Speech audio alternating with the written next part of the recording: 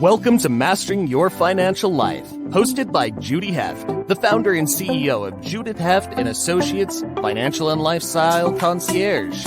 This year, they're celebrating 26 years in business. In every episode, Judy interviews professionals who help others successfully manage their financial lives. You can find this show on YouTube, LinkedIn, Apple Podcasts, Spotify, Google Podcasts, Stitcher, and more. Judy is the author of 2 books, How to Be Smart, Successful, and Organized with Your Money for a Better Today and Tomorrow, and her latest book, Mastering Your Financial Life Cycles, How to Successfully Manage Money in Every Decade of Life. You can read chapters of her books and catch prior episodes of this show at www.judithheft.com. Now here's the host of Mastering Your Financial Life, Judy Heft.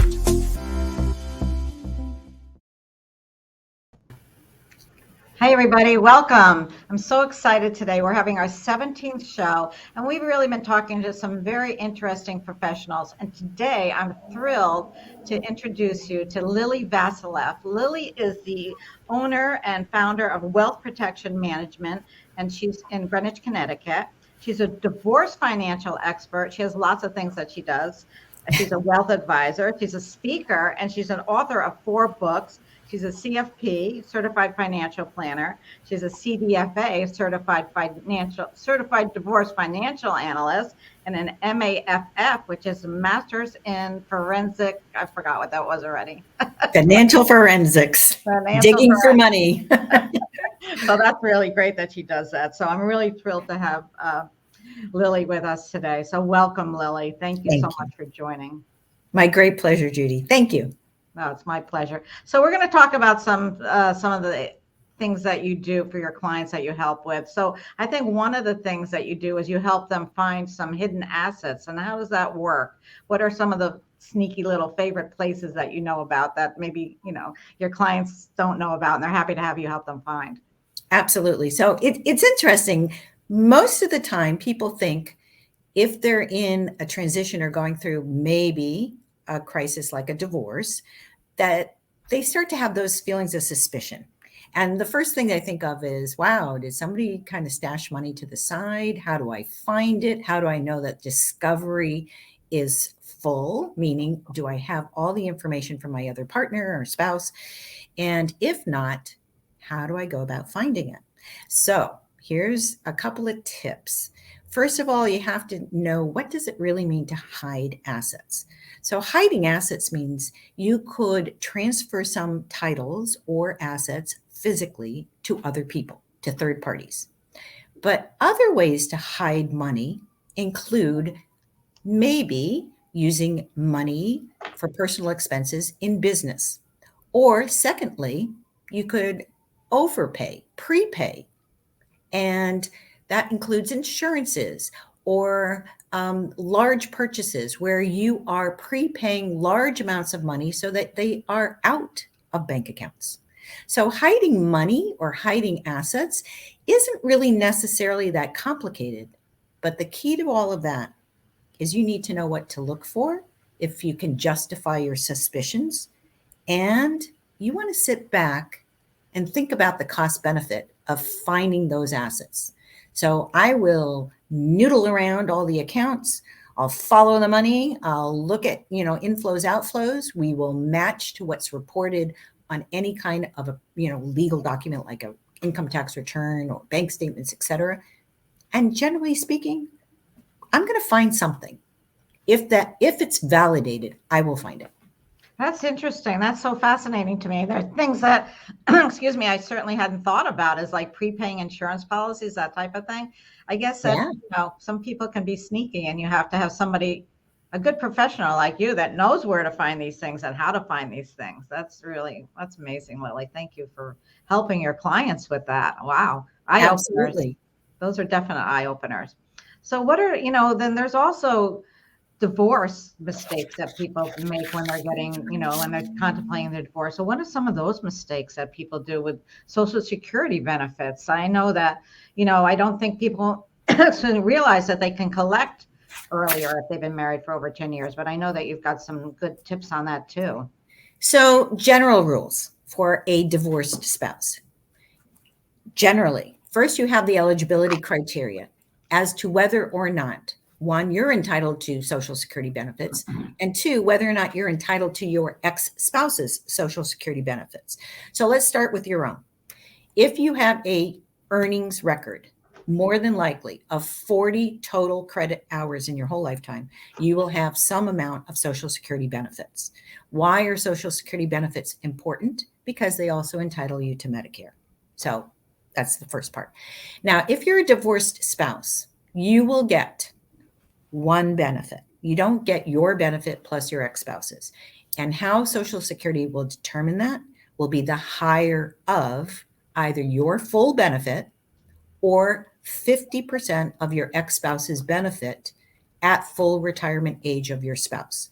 If your spouse takes Social Security benefits later than that, you know how you postpone it to kind of accumulate greater credits or greater Social Security benefits through age 72 now, you do not benefit from that. So at full retirement age, that would be sort of your cap on your ex-spouse's benefit. And again, it's the greater of. And some of the criteria. So here's a heads up. You have to be married for at least 10 years. So if you're contemplating divorce, hang in there for 10 years. 2, you have to be divorced for at least 2 years in order to claim Social Security benefits on your ex-spouse's record. 3, you have to be unmarried at the time you apply, which doesn't mean you can't marry later, just unmarried at the time you apply. And the benefits that you will receive will be determined by your spouse's Social Security record. And if you don't have access to it or access to your Social Security number of your ex-spouse, then you got to do a little bit of homework before you get to the Social Security department, because literally they may not be looking it up for you. So how does that work? What if somebody is has not decided to collect Social Security and then they're divorced, and the other person can the other person get money on what their benefit was supposed to be, or do they have to be both collecting? They both have to be eligible to receive, not collecting, eligible. So your ex-spouse has to be at least 62. And where this really creates a little bit of havoc is when you have a huge age disparity. So for example, let's just say that the wife is 10 years older than her spouse. She has that much longer to wait to be able to claim on her ex-spouse's Social Security benefit. And here's the kicker. In 2015, there was a change in law which said you can't do the switch and bait, so to speak. You can't take your Social Security benefit, which is lower, and then switch to your ex-spouse's benefit on their record when it's higher and you're eligible to do so. There's no more of that switching. So you're stuck. You make the application on the benefit that you take at the time you apply. Social Security, I think, is so overwhelming and daunting for most people. It's great to have someone like you explain it, because I've had it explained to me so many times, and it still gets a little confusing. They change the laws around too a lot, right? Well, not that often, because people get really crazy when you change the laws with Social Security benefits. But what they did in 2015 was they closed a couple of the loopholes, because essentially the government was allowing a little bit of subsidizing of the benefits in two divorced spouses. They kind of closed, and the strategies between married people, even, of I'll take mine now and switch to yours later as it accumulates. You can't do that any longer. When you make your application, you're done. That's it. One other thing I just want to make a comment on, because this is somehow a self-perpetuating myth out there that many people think. When you file a claim on your ex-spouse's benefits for Social Security, it has zero impact on your spouse. They still receive 100% of their own benefit. So what the government is really doing is paying out 150% of that benefit. And that's why they talk about, with this huge bulge in the population of individuals coming into retirement age, that's why they talk about the Social Security fund being a little bit precarious in terms of funding, because there are less people working on W-2 wages that contribute towards Social Security. So to recap, when you do apply for Social Security, if you want to get your ex-spouse's benefits, he or she have to be already collecting on it. No, eligible. No, eligible at age 62, not collecting, eligible. So they don't have to be collecting, they just have to be eligible. Correct. Interesting point. That's good to know. It's important to remember that. And I think, there's so many different things with it. And then Medicare, does that mean, so how does Medicare work for that? So Medicare is usually at age 65, but you have to be eligible for Social Security benefits. If not, you are actually purchasing Medicare as you would any other private insurance. And it can be expensive. Oh, you're so the other comment I just wanted to make, often in divorces, is when you're planning forward, and I love to give my clients a roadmap for when they're divorced, right? To know, at least with some degree of confidence, how they're going to make financial things happen, correct? So if you have to work, choose to work, desire to work after you elect Social Security, just keep this in mind. It could be taxed as well. So you have to take that into consideration too for your total income sources. That's really helpful information. We're going to take a little break now, Lili, and then we're going to come back and we're going to talk some more. Thank you. Great. Hey there. I just want to tell you a little bit about my new book that just came out called Mastering Your Financial Life Cycles. And here it is. It's how to successfully manage your money in every decade of life. I co-authored this with my CFO, Liz Levy, and together we created this manual that's going to help you through every stage of life. We talk about having a baby. We talk about young adulthood, pre-retirement, what to do when you're at that age of retirement. If you're contemplating divorce, do you need an estate plan? We cover all of these, each subject in a different chapter. And I really think that you're going to find this so helpful because at the end of every chapter, we have checklists that you can look at and you can use, and they can be a guide for you. So this is a wonderful manual that we've created. It's available on Amazon. You can also find it on our website at judithheft.com/book. And we're here for you. If you need anything, reach out. I hope you enjoy the book. Here's another picture of it, just so you know what's going on. Here it is. And I'm really proud of it. It's my second book. And I'd love to have you read it and give me your feedback. Judy Heft, judithheft.com, financial and lifestyle concierge, celebrating 26 years in business. And over the years, I've learned so much. And what I've been trying to do is impart a little bit of this knowledge to you so I can help all of you become as financially organized as I am. And we're back with Lili. Thank you. So Lili, you call yourself a financial mediator. What exactly is that? Can you explain that to our listeners, please? Sure, absolutely. So I've been trained as a mediator, and in the state of Connecticut, mediators literally, after extensive training, could be any family-related professional, such as a lawyer, a therapist, or a financial expert. What I do with clients is I will mediate financial issues as a neutral person. So I am organizing their information. I am analyzing their information. I am creating and supporting their communication and facilitation and negotiation of scenarios so that we get to a point in time where every person has as much information as they need, that they are ready to make well-informed decisions, and that we then have an agreement on the terms of those financial items so that I create a memorandum of understanding, which they then take to a legal professional to incorporate in a drafted mediated agreement, along with a parenting plan. I don't do the parenting plan. I'm the financial expert. So I will work with individuals, and it's hard to say, heads up, hard to say how much divorce costs or how long it lasts. But in mediation, what I love about it is that the clients have a voice at the table, and their interests and their needs and their priorities and their concerns are what drive the process. And it's one of those few processes of alternative dispute resolution that encourages that and supports it.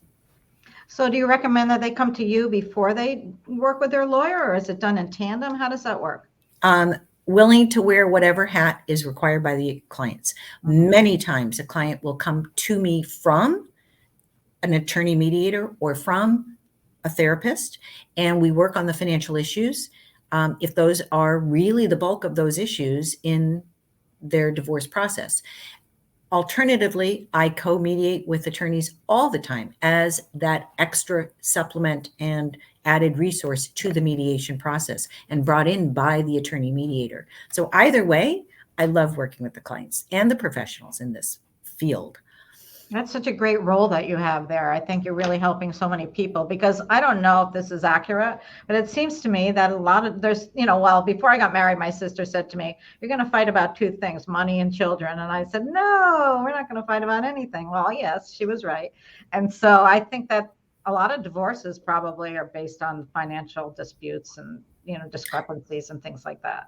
Well, I would say I could not agree more. What is divorce all about? It's about children and money. There's nothing else to talk about. So really getting the key financial decisions correct is a one-time effort. You don't have redos after it.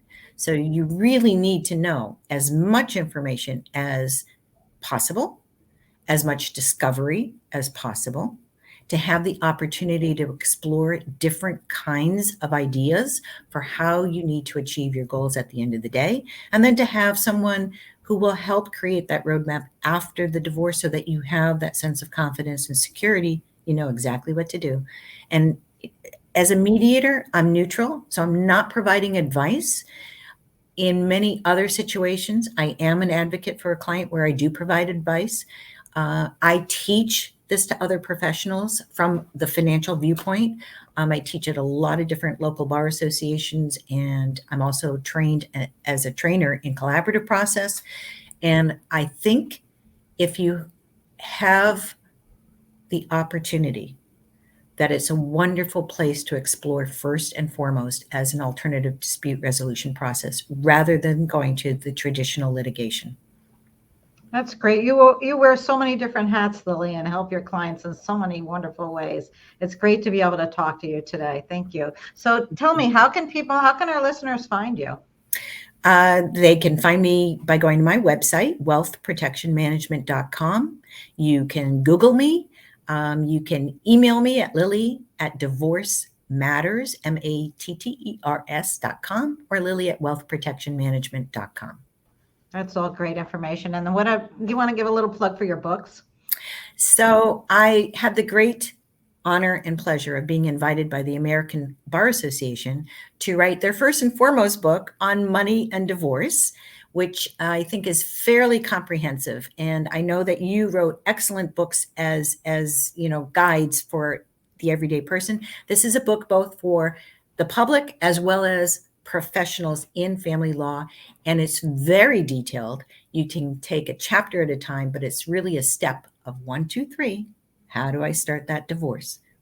Because it can be daunting and overwhelming, and you're in that emotional frenzy, and you're thinking, I got to get out of here, but what do I do? Where do I go? Where do I start? So that's great that you have that wonderful guide, Lili.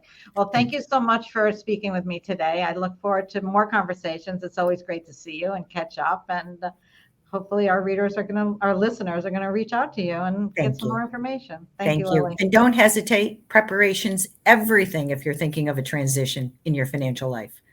Absolutely. Good. You've been listening to Mastering Your Financial Life, hosted by Judy Heft. Thank you for your positive reviews, comments, and sharing this show with others.